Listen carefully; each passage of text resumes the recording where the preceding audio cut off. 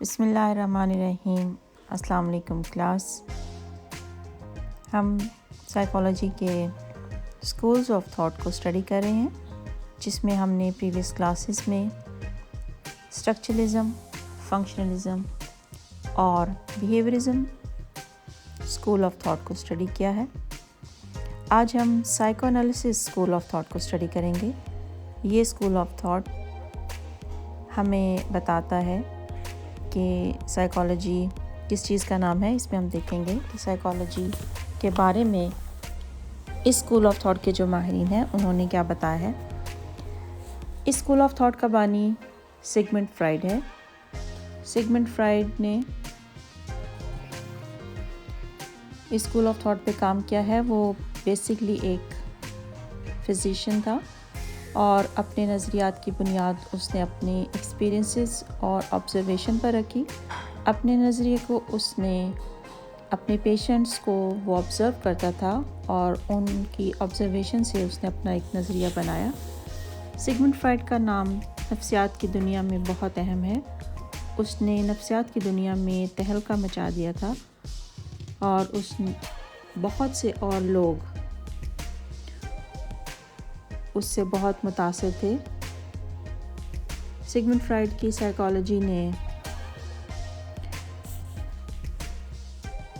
طب میں، فلسفے میں اور لٹریچر اور میڈیسن پر گہرے اثرات مرتب کیے۔ فرائڈ کے ساتھ اور بہت سے لوگ شامل تھے، جس میں فرینس بریٹینیو شامل تھا، جوزف برائر، جیمز پریڈ، لیبوٹ اور شارکوٹ کے ساتھ مل کر اس نے اپنا ایک نظریہ پیش کیا جس کو سائیکو انالیسس کا نام دیا جاتا ہے۔ As you know class, psycho کا مطلب نفس، ذات اور شخصیت کہلاتا ہے اور انالیسس کا مطلب ہے کسی چیز کا جائزہ لینا، کسی چیز کا انالیسس کرنا۔ تو جب ہم اپنی ذات کا انالیسس کرتے ہیں یا اپنی ذات شخصیت کے انالیسس کو سائیکو انالیسس کا نام دیا جاتا ہے۔ Psycho analysis school of thought کو ہم مختلف انداز سے سمجھ سکتے ہیں۔ اس میں ہم نے دیکھنا ہے کہ فرائڈ کے جو نظریات ہیں، فرائڈ نے جو نظریات پیش کیے ہیں، اس نے شعور کے بارے میں بتایا ہے کہ انسان کے شعور کے 3 حصے ہوتے ہیں، جس میں شعور، تحت الشعور اور لاشعور شامل ہے، جس کو ہم کانشیس، سب کانشیس اور ان کانشیس کا نام دیتے ہیں۔ فرائڈ نے ان کانشیس کو بہت اہمیت دی ہے اور فرائڈ نے کہا ہے کہ لاشعور کو سمجھ کر ہم فرد کی ذات کو سمجھ سکتے ہیں۔ فرائڈ نے لاشعور کے محرکات پر بہت زیادہ کام کیا ہے اور بتایا ہے کہ لاشعور کے جو محرکات ہیں وہ اس سائیکو انالیسس کا ایک بنیادی ستون کہلاتے ہیں۔ اس کا کہنا ہے کہ محرکات کی بنیاد اس نفسی توانائی میں ہے جو فرد میں پائی جاتی ہے۔ ہمارے اندر ایک نفسی توانائی موجود ہے، ایک سائیکک انرجی ہے اور جو فرد کے اندر موجود ہوتی ہے اور اس کی بنیاد ان موٹیوز پر ہے۔ اسٹوڈنٹس، فرائڈ نے شخصیت کی نشو و نما کے بارے میں اپنا نظریہ پیش کیا، جس کو پرسنالٹی تھیوری آف فرائڈ کا نام دیا جاتا ہے۔ فرائڈ کا جو شخصیت کا نظریہ ہے، اس میں اس نے بتایا ہے کہ انسان کی جو پرسنالٹی کی ڈیولپمنٹ ہے وہ کس طریقے سے ہوتی ہے۔ فرد کی شخصیت کی ڈیولپمنٹ میں شعوری اور لاشعوری قوتوں کا بہت عمل دخل ہوتا ہے اور اس کے ساتھ ساتھ انسان کی شخصیت پر ماحول کا بھی بہت اثر ہوتا ہے۔ فرائڈ نے شخصیت کے مخفی پہلوؤں کے بارے میں تحقیق کی۔ اس نے لاشعور کے علاوہ سیکس کو انسانی شخصیت کی تعمیر اور اس کے ارتقاء میں بہت زیادہ اہمیت دی۔ فرائڈ نے بتایا کہ انسانی ذہن کے 3 حصے ہیں، جس پر بھی ہم نے پہلے بھی بات کی ہے: شعور، تحت الشعور اور لاشعور۔ شعور سے مراد انسانی ذہن کی وہ سطح ہے جس سے فرد خود واقف ہوتا ہے۔ یہ ہمیں مطابقت میں مدد دیتی ہے۔ شعور جس سے ہم واقف ہوتے ہیں یہ ایک ایسی صلاحیت ہے جو کہ ہمیں ماحول کے مطابق اپنے آپ کو ماحول کے مطابق ڈھالنے میں ہماری مدد ہمارا شعور کرتا ہے۔ شعور کا تعلق حافظے سے، ادراک، فکر اور مسائل کا حق، ارادہ، یہ سب شعور سے ریلیٹڈ ہوتے ہیں کہ جب ہم کسی چیز پر شعور کسی چیز کو اپنے شعور میں لاتے ہیں تو اس میں کون سی چیزیں شامل ہوتی ہیں؟ اس میں ہمارا ادراک، ہمارا perception, memory, thinking, problem solving اور ہمارا ارادہ، کہ جب تک ہمارا ارادہ نہ ہو ہم چیزوں کو شعور میں نہیں لا سکتے۔ شعور سے چیزیں تحت الشعور یعنی سب کانشیس میں چلی جاتی ہیں، اس کے بعد وہ ان کانشیس میں چلی جاتی ہیں۔ ان کانشیس میں ہمارے تمام بھولے بسرے واقعات اور گزرے ہوئے تجربات کا ایک لامحدود خزانہ موجود ہوتا ہے۔ فرائڈ کا کہنا ہے کہ ہماری ناآسودہ خواہشات کبھی ختم نہیں ہوتی، بلکہ وہ ہمارے لاشعور میں جا کر پناہ گزین ہو جاتی ہیں، یعنی وہ لاشعور میں جا کر جمع ہو جاتی ہیں۔ خواب اس کی ایک بہترین مثال ہے۔ خواب ہمیں جو نظر آتے ہیں وہ بیسکلی ہمارا لاشعور ہوتا ہے، اور لاشعور کیا ہے؟ اس میں ہماری زندگی کے تمام واقعات اور تمام تجربات اور ہماری ناآسودہ خواہشات موجود ہوتی ہیں جو کہ خواب کی صورت میں ہمیں نظر آتی ہیں۔ فرائڈ کے مطابق خواب لاشعور کی ایک شاہراہ ہے۔ شعور اور لاشعور کے درمیان سب کانشیس ہے جس کو تحت الشعور کہتے ہیں۔ شعور سے خارج ہونے والے خیالات جو ابھی لاشعور میں نہیں پہنچے وہ تحت الشعور میں موجود رہتے ہیں۔ فرائڈ نے شخصیت کے بارے میں ایک اپنا جامع نظریہ پیش کیا جس میں اس نے اسٹرکچر آف پرسنالٹی کے بارے میں، ڈائنامکس آف پرسنالٹی اور ڈیولپمنٹ آف پرسنالٹی کے بارے میں تفصیل کے ساتھ اپنا نظریہ پیش کیا۔ پرسنالٹی کی ڈیولپمنٹ کے بارے میں اس نے کہا کہ انسان کی پرسنالٹی کی ڈیولپمنٹ میں ایک ایگو اور سپر ایگو سے مل کر انسان کی شخصیت کی ڈیولپمنٹ ہوتی ہے۔ یہ تینوں بنیادی عناصر ہیں جو اشتراک یا تصادم میں مبتلا رہتے ہیں۔ ہر لمحہ ایگو اور سپر ایگو آپس میں یا تو اشتراک میں رہتے ہیں یا پھر تصادم میں رہتے ہیں۔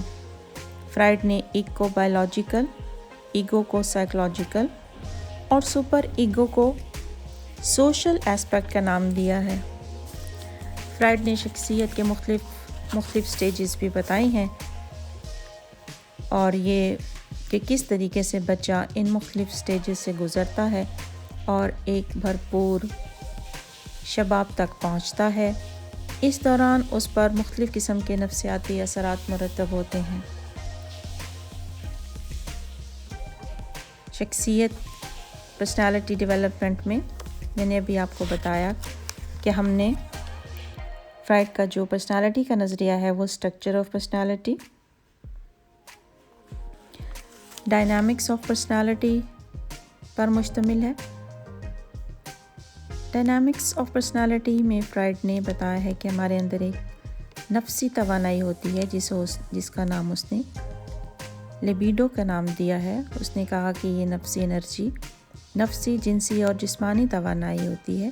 اس کو اس نے دو انرجیز میں ڈیوائڈ کیا ہے، ایک کو ایروس اور ایک کو تھیناٹوس کا نام دیا جاتا ہے۔ ایروس فرائڈ کا خیال ہے کہ یہ جبلت حیات ہے۔ جبلت حیات ایسی نفسی توانائی ہے جو وقت کے ساتھ ساتھ اپنی شکل بدلتی رہتی ہے۔ اس کا مقصد تحفظ ذات ہے، گویا یہ شخصیت کا ایک تعمیری پہلو ہے۔ اس زبردست حرکی قوت کا اظہار تمام زندگی بخش رجحانات میں ہوتا رہتا ہے۔ انفرادی اور اجتماعی نشو و نما کا باعث بننے والا ہر خیال، جذبہ اور عمل اس کا پرتو ہوتا ہے کہ جو بھی ہمارے اندر پازیٹیو خیال پیدا ہوتا ہے یا جذبہ پیدا ہوتا ہے اس کا تعلق جبلت حیات سے ہے۔ جبلت موت تھیناٹوس دراصل جبلت حیات کے متضاد ہے۔ جتنی بھی منفی چیزیں ہیں وہ اس جبلت موت میں آتی ہیں: قتل و غارت، خودکشی، جارحیت، عیب جوئی، تعصب، تحقیر، تذلیل، استحصال، فرقہ بندی، نسلی امتیاز، احساس لا تعلقی، خود اذیتی اور تباہی وغیرہ۔ یہ سب جبلت موت کے مختلف مظہر ہیں۔ فرائیڈ نے اپنے نظریات میں تشویش کو بھی بہت اہمیت دی۔ اس نے تشویش کو دور کرنے کے لیے ایگو ڈیفنس میکانزم کو بیان کیا۔ اس نے بتایا کہ ہم اپنی انزائٹی کو دور کرنے کے لیے ان طریقوں کو اختیار کرتے ہیں جس سے وقتی طور پر ہماری تشویش کم ہو جاتی ہے۔ ڈے ڈریمنگ ایک مثال ہے ایگو ڈیفنس میکانزم کی۔ فرائیڈ نے شخصیت کے نظریے کے علاوہ ایک مکمل نفسیاتی طریقہ علاج بھی انٹروڈیوس کروایا جس کو سائیکو انالیسس تھراپی کا نام دیا جاتا ہے، اور آج بھی یہ تھراپی بہت اچھے طریقے سے استعمال کی جا رہی ہے۔ سائیکو انالیسس تھراپی میں فرائیڈ نے کچھ ٹیکنیکس کو انٹروڈیوس کروایا جس میں فری ایسوسیشن کی ایک ٹیکنیک ہے، ڈریم انٹرپریٹیشن، ریزسٹنس وغیرہ۔ ان کے ذریعے فرد کی تشویش کو کم کیا جاتا ہے اور اس کے نفسیاتی مسائل کو حل کیا جا سکتا ہے۔ کلاس فرائیڈ نے اپنے دور کی نفسیات سے لے کر آج تک کی نفسیات پر اتنے گہرے اثرات مرتب کیے ہیں کہ تحلیل نفسی کو پہلی فرسٹ فورس کا نام دیا جاتا ہے۔ فرائیڈ نے انکانشس موٹیوز کا نظریہ پیش کیا، ڈریمز کا نظریہ پیش کیا۔ فرائیڈ نے سیکس پر بہت زیادہ کام کیا، ایگریشن پر کام کیا، انزائٹی پر، ڈیفنس میکانزم پر فرائیڈ نے بہت زیادہ کام کیا، اور یہ سارے نظریات آج بھی پوری آب و تاب سے نفسیات میں موجود ہیں۔ فرائیڈ نے اپنے نظریات کی وضاحت کے لیے کئی نئے کانسیپٹس کو انٹروڈیوس کروایا۔ فرائیڈ کے نظریات پر بھرپور تنقید ہوئی۔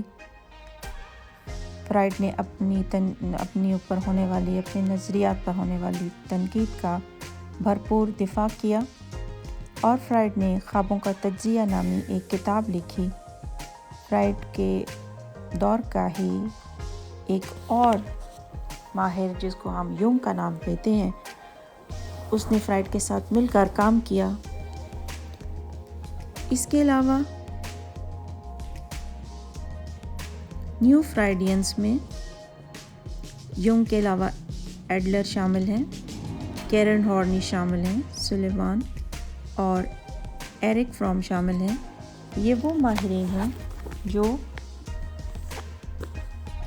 نیو سائیکو انالیسس میں فرائیڈ کے بعد جو لوگ ہیں ان کو ہم نیو فرائیڈینز کا نام دیتے ہیں۔ ان پر انہوں نے بھی بہت زیادہ کام کیا، اور آج بھی psycho analysis school of thought کو ہم ان نیو فرائیڈین کے سے انڈرسٹینڈ کرتے ہیں۔ ایڈلر نے اپنا سوشل انٹرسٹ کا نظریہ پیش کیا، اور اس نے بتایا کہ کس طریقے سے انسان کے اندر جو سماج ہے وہ بہت زیادہ اہمیت رکھتا ہے۔ کیرن ہارنی نے بھی انکانشس کے بارے میں بات کی، لیکن کیرن ہارنی نے وہ بلیو کرتی تھی کہ انسان کی جو اندر سپر ایگو ہے اور انسان کی جو اپنی سمجھ بوجھ ہے وہ زیادہ اہمیت رکھتی ہے، اور انسان صرف سیکچول موٹیویشن کے انڈر ہی اپنے آپ کو کنٹرول نہیں کرتا، بلکہ اپنی سمجھ بوجھ اور کلچر جو ہے وہ بھی اس کی پرسنالٹی میں اہم رول پلے کرتے ہیں۔ ہارنی کے مطابق فرد کی جو سوشل ایکسپیرینسز ہیں وہ بھی اس کی ویل بینگ میں اور اس کے کانفلکٹس میں اہم رول ادا کرتے ہیں۔ اسی طریقے سے کلاس جب ہم کارل یونگ کی بات کرتے ہیں تو کارل یونگ نے پہلے فرائڈ کے ساتھ مل کر کام کیا، بعد میں وہ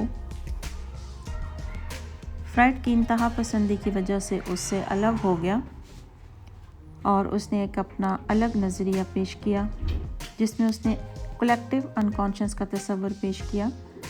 اس کے خیال میں ہمارا انکانشیس جو ہے، جو ہمارے نسلوں کا جو انکانشیس ہے وہ ختم نہیں ہوتا بلکہ وہ موجود رہتا ہے اور وہ نسل در نسل ٹرانسفر ہوتا ہے۔